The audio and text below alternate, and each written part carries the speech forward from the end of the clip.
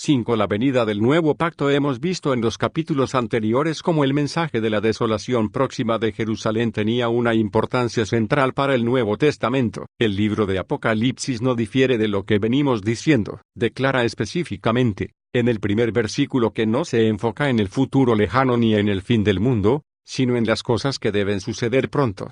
En el tercer versículo los lectores reciben la advertencia que el tiempo está cerca para que las profecías se cumplan. Ambas declaraciones son repetidas al final del libro también. Véase Apocalipsis 22 2.6, 10. Sus profecías se dirigen claramente, aunque aparecen en forma simbólica, contra la grande ciudad, punto donde nuestro Señor fue crucificado. Apocalipsis 11 2.8, 14 2.8, 16 19, 17 18. Como el resto del Nuevo Testamento, el libro de Apocalipsis sigue el ejemplo de Cristo al predecir la destrucción de Jerusalén en el año 70 DC. Según he explicado extensamente en el comentario The Days of Vengeance, los días de retribución, San Juan escribió el Apocalipsis en la forma bíblica estándar de un enjuiciamiento basado en el pacto dado por los profetas hebreos, siendo ellos la parte acusadora que representa a Dios contra la desobediente nación de Israel. Por medio de una miríada de símbolos adaptados de las profecías del Antiguo Testamento,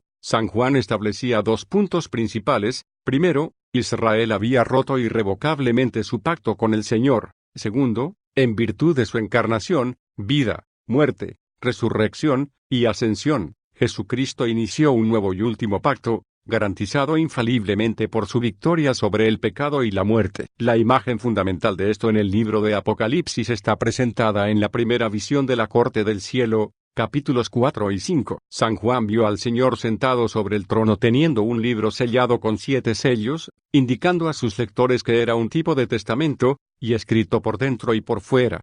Cualquier lector cristiano del primer siglo hubiese comprendido inmediatamente el significado de esto, porque se basa en la descripción de los 10 mandamientos. Las 2 tablas del testimonio, que eran copias duplicadas de la ley, fueron escritas adelante y atrás. Éxodo 32 2.15. Algo similar a esto se encuentra en los tratados de protectorado del antiguo Medio Oriente. El rey victorioso impondría un tratado/pacto al rey conquistado, el vasallo, y a todos los demás bajo la autoridad del vasallo. Se redactaban 2 copias del tratado, como en los contratos modernos, y cada parte colocaría su copia en casa de su Dios, como un documento legal que testificaba la transacción. En el caso de Israel, desde luego, el Señor era tanto protector como Dios, así que las 2 copias del pacto se guardaban en el tabernáculo. Entonces, la idea del pacto es central en el mensaje de Apocalipsis. La profecía de San Juan es prenegación sentada desde el principio como parte del canon de la Santa Escritura,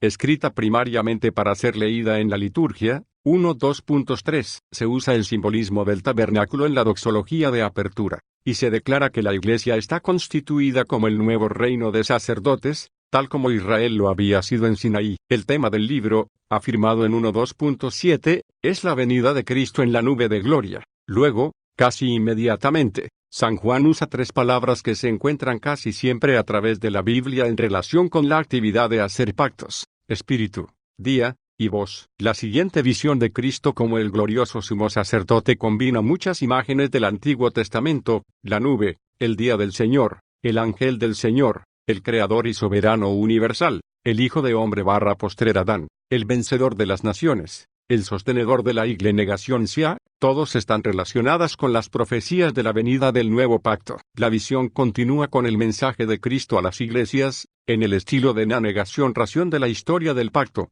Capítulos 2-3. En el capítulo 4, San Juan ve el trono, apoyado por los querubines y rodeado por el sacerdocio real, todos cantando alabanzas a Dios, acompañados con relámpagos, voces y truenos semejantes a lo ocurrido en Sinaí. No nos debe sorprender que este despliegue magnífico de imágenes pertenecientes a la formación de pactos culmine con la visión de un documento de testamento/tratado, escrito por dentro y por fuera, en manos del que se sienta en el trono. El libro es nada menos que el testamento del Cristo resucitado y ascendido, el nuevo pacto. Pero la venida del nuevo pacto implica que el viejo ha pasado, y el comienzo del juicio del Israel apóstata. Como hemos visto brevemente, los profetas bíblicos hablaban en términos de la estructura del tratado basado en el pacto, actuando como aboga negación 2 de la parte acusadora de parte del protector y soberano divino, presentando litigios basados en el pacto contra Israel.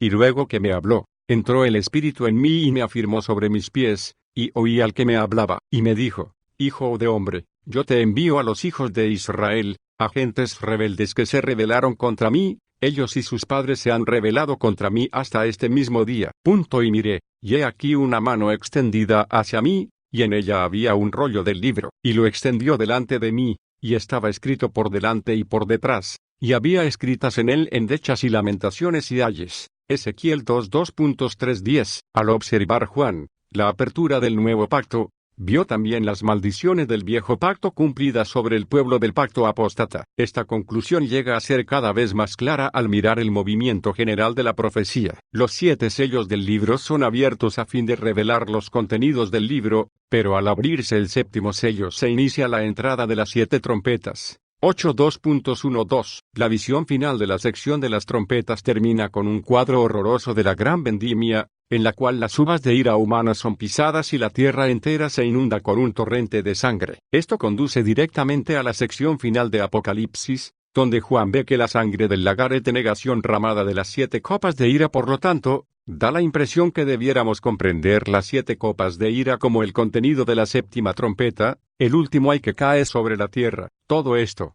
los sellos, las trompetas, y las copas, es el contenido del libro de los 7 sellos, el nuevo pacto. Pero existe una crisis. San Juan descubre que no hay nadie en toda la creación, en el cielo, o en la tierra, o bajo la tierra, capaz o digno de abrir el libro, ni siquiera de mirarlo. Nadie pudo satisfacer las condiciones requeridas para ser mediador del nuevo pacto. Todos los mediadores previos, Adán, Moisés, David, y los demás, fracasaron en la tarea. Nadie pudo quitar el pecado y la muerte porque todos pecaron, y están destituidos continuamente de la gloria de Dios. Romanos 3:23. El sacrificio de los animales no podía quitar los pecados realmente, porque tal cosa es imposible. Hebreos 10:2.4, y el sumo sacerdote que ofrecía los sacrificios era también un pecador, rodeado de debilidad. Hebreos 5:2.13, 7:27, por lo que se debía buscar un sustituto después de su muerte. Hebreos 7:23. No se encontró a nadie para garantizar un mejor pacto. Con el anhelo y tristeza profética de la iglesia del viejo pacto, San Juan se puso a llorar amargamente. El que está en negación sentado en el trono había ofrecido un nuevo pacto, pero nadie era digno de actuar en favor de Dios y el hombre a fin de aprobar el pacto. El libro de los 7 sellos quedaría cerrado para siempre. Repentinamente, San Juan recibe la consolación de un anciano, que dice, literalmente, no llores. He aquí, él ha vencido. De este modo la iglesia predica el evangelio a San Juan y aparentemente el anciano está tan emocionado sobre este mensaje que divulga la culminación antes de explicar quién ha vencido. Luego describe a Cristo el vencedor como el león de la tribu de Judá, el cumplimiento fuerte y poderoso de la antigua profecía de Jacob a su 4º hijo. Cachorro de león, Judá. De la presa subiste, hijo mío, se encorvó, se echó como león, así como león viejo. ¿Quién lo despertará? No será quitado el cetro de Judá, ni el legislador de entre sus pies, hasta que venga Silo, y a él se congregarán los pueblos. Génesis 49 2.9-10. Fue al rey David, el león vencedor de Judá del viejo pacto, a quien Dios reveló tanto el plan del templo, 1 Crónicas 28 2.11-19, como el plan del pacto eterno. La carta de la humanidad por lo cual el sacerdote rey que venía traería la bendición de Abraham a todas las naciones. Finalmente, el gran hijo de David vino y conquistó, estableciendo el dominio para siempre, abriendo el pacto, incorporando y cumpliendo todas sus promesas. A él le pertenece el pacto. También se llama a Cristo la raíz de David, una expresión extraña. Para nuestra manera de pensar, podemos comprender con más facilidad el término de Isaías, una vara del tronco de Isaí. Isaías 11 2.1. Como descendiente de Isaí y David, se podía llamar a Jesús el renuevo, pero como se le puede llamar raíz. Nuestra pernegación plejidad tiene origen en nuestras perspectivas no bíblicas de cómo actúa la historia. Solemos entender la historia como si fuese una máquina de Rube Goldberg cósmica. Se arranca la palanca por un lado, y una serie de acontecimientos chocan los unos con los otros como las fichas del juego de dominó, que al final producen un resultado al otro lado de la máquina. Solo por pura causa y efecto, cada evento causa los otros eventos. en sucesión cronológica directa. Ahora bien, esto es verdad, pero no es toda la verdad. En realidad, aceptado solo y autónomamente, no es verdad ni siquiera un poco, porque tal teoría es evolucionaria en su presuposición, en vez de bíblica. En la historia no solo el pasado causa el futuro, sino que también es cierto que el futuro causa el pasado.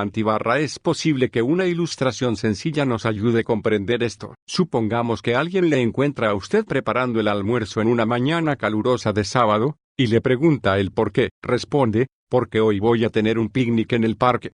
¿Qué ha ocurrido? En un sentido, el futuro, el picnic planeado, ha determinado el pasado. A causa que quería tener un picnic en el parque, entonces planeaba un almuerzo. Lógicamente, el picnic precedía, y causaba, la preparación del almuerzo, aunque le seguía cronológicamente. De la misma manera, Dios deseaba glorificarse en Jesucristo, por lo tanto, creó a Isaí y a David, y todos los demás de los antepasados de la naturaleza humana de Cristo, a fin de presentar a su Hijo en el mundo. La raíz de la existencia misma de David era el Hijo de David, Jesucristo. El efecto determinaba la causa. Así que, el Señor Jesucristo es presentado en la forma más radical posible como el centro de toda la historia, tanto la raíz divina como el renuevo, el principio y el fin, el alfa y la omega. Y así, como león conquistador y raíz soberano, él ha prevalecido para poder abrir el libro, el nuevo pacto, y sus 7 sellos. Es interesante, sin embargo, que cuando Juan se da vuelta para mirar a quien es descrito de esta forma, ve un cordero delante del trono. El propósito no es decir que Jesús sea igual que un cordero en el sentido de ser manso, dulce, o suave. Se llama a Cristo cordero, no a causa de que sea amable, sino a causa de su obra. Era el cordero inmolado, que quita el pecado del mundo, Juan 1:29. Así que, el centro de la historia es la obra terminada, sacrificial de Cristo. La base de su majestad mediadora, Cristo como león, es su expiación mediadora. Cristo como Cordero. A causa de su sacrificio él ha sido exaltado al lugar de supremo dominio y autoridad. Cristo ha logrado la victoria por medio de su sufrimiento y muerte redentora a nuestro favor. Esto significa que el entendimiento de Cristo con respecto a la creación y la historia se origina no de la historia misma, sino de la realidad de que Él es creador y redentor del mundo. Así que, en base de su persona, su obra, y su posición exaltada como Salvador y Gobernador del mundo, Jesucristo ascendió al cielo, se acercó al trono de su Padre, y tomó el nuevo pacto de la diestra del que está sentado sobre el trono. Apocalipsis 5:2.7. Ya hemos visto cómo el profeta Daniel lo describe. Miraba yo en la visión de la noche, y he aquí con las nubes del cielo venía uno como un hijo de hombre, que vino hasta el anciano de días, y le hicieron acercarse delante de él, y le fue dado dominio, gloria y reino, para que todos los pueblos, naciones y lenguas les sirvieran. Su dominio es dominio eterno, que nunca pasará, y su reino uno que no será destruido. Daniel 7:2.13-14. El mensaje central de la Biblia es la salvación por medio de Jesucristo, el mediador de un nuevo pacto. Aparte de su obra, por medio de la cual consiguió y posee eternamente el pacto, no hay esperanza para la humanidad. Él ha vencido abrumadoramente a fin de abrir el tratado del gran rey, y por medio de él nosotros también somos más que vencedores. En los últimos versículos de Apocalipsis 5, San Juan muestra la respuesta de la Iglesia a todo esto en la adoración, alabando a Dios por el resultado de la obra de Cristo. Su nuevo cántico se regocija en el hecho de que Cristo ha comprado a su pueblo de todas las naciones, no solo para redimirlos del pecado, sino también capacitarlos para cumplir el mandato de dominio original de Dios para los hombres. Génesis 1:2.26-28, Mateo 28:2.18-20. Como el postrer Adán, Cristo encarga a su nueva creación, nosotros los cristianos, la tarea que Adán perdió por incumplimiento, esta vez, sin embargo, sobre la fundación inamovible de su muerte, resurrección y ascensión. La salvación tiene un propósito, es tanto una salvación para como una salvación de. Cristo ha convertido a su pueblo en reyes y sacerdotes para nuestro Dios, y les ha asegurado su destino, y nos has hecho para nuestro Dios reyes y sacerdotes, y reinaremos sobre la tierra. Apocalipsis 5:10. Esto nos muestra la dirección de la historia. Los redimidos del Señor, ya una nación de sacerdotes reales, avanzan hacia el dominio completo que Dios ha planeado en su programa original para el hombre. En Adán ese programa original se había perdido. Jesucristo, el postrer Adán, nos ha redimido y restaurado honrado a nuestro sacerdocio real, para que gobernemos en la tierra. Por medio de la obra de Cristo se ha ganado la victoria definitiva sobre Satanás. Tenemos la promesa de mayores victorias, cada vez más autoridad y dominio. En la medida que cumplamos el Evangelio y la ley del gran Rey a través del mundo, la Iglesia en los tiempos de San Juan estaba por experimentar un período de severas pruebas y persecuciones. Ya estaba viendo lo que, en una era normal, apenas se podrá imaginar: unión entre Israel y la perversa bestia del Imperio Romano. Estos cristianos necesitaban comprender que la historia no era algo gobernado por la casualidad ni por los hombres malos ni siquiera por el diablo, sino gobernado desde el trono de Dios por Jesucristo. Necesitaban ver que Cristo estaba reinando, que había quitado el mundo de las manos de Satanás, y que precisamente en ese momento todas las cosas en el cielo y la tierra estaban predestinadas a reconocerle como Rey. Necesitaban verse a sí mismos en su condición verdadera, no como tropas olvidadas en una fortaleza solitaria peleando una batalla destinada a fracasar, sino como reyes y sacerdotes, haciendo la guerra y ganándola, predestinados a la victoria, con la seguridad absoluta de conquista y dominio con el gran Rey sobre la tierra. Necesitaban la concepción bíblica de la historia, que toda la historia, creada y controlada por el gobierno personal y total de Dios, está avanzando inexorablemente hacia el dominio del Señor Jesucristo. La nueva y final era de la historia ha llegado, el nuevo pacto ha venido. He aquí, Él ha vencido.